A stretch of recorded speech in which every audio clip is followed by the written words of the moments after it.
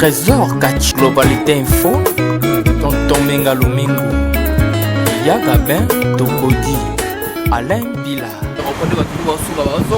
Mais sur le côté, sur les cas globalité, mon et puis sur ma carrière, puis c'est 7 mètres. Tous en arrêtant.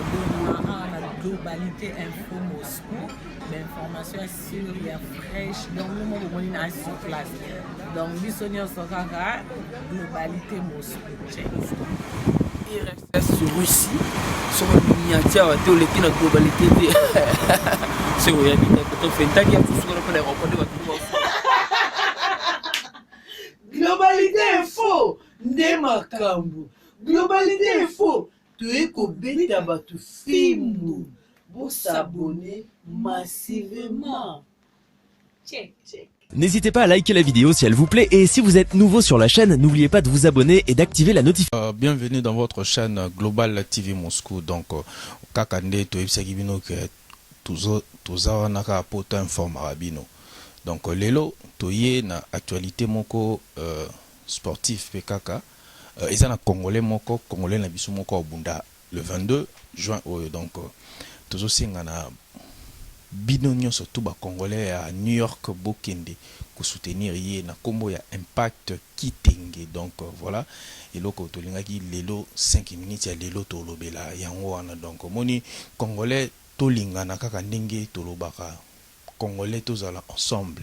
Donc sans plus tarder na ko lukana na remercier ba partenaire ou bazo soutenir chaîne Nabiso Global TV Moscou. Donc Arnaud de Kalonji, donc Papa na Keliana, donc Jeanne Moroboé, ya Play Talara Sali moi sine cadeau ya Carlos, il y a 15 chaba, donc il y a une espèce, donc c'est pas donné à tout le monde quoi. Donc mon frère Oza vraiment Mobali, merci beaucoup parce qu'il soutient vraiment tout le monde. Donc voilà Emani Kaniki. Donc big dédicace na yo. Donc tout rapidement tout l'accès déjà ba illustration zo leka so botel na sima bo on a déjà préparation ya mwana mai. Donc il y a maître azo se préparer. On rappelle bien za judoka à sala peking boxing à sala pe donc moi ba sport rebelle il y a moi kesiko na kickboxing, donc ba bunda na kickboxing quoi. Donc voilà comme on a Impact Kitenge, donc congolais na biso. Donc donc tantôt c'est nous que Congo ils a jeté, faut bien comprendre que Congo ils a jeté.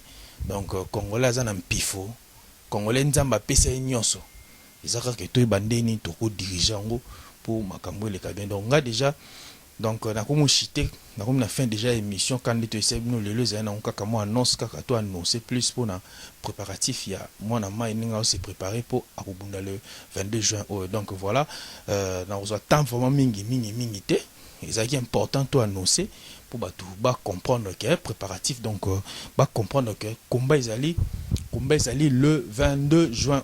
Donc je dis comme ça merci beaucoup à tous ces gens qui nous soutiennent donc de près et de loin, donc financièrement et puis moralement.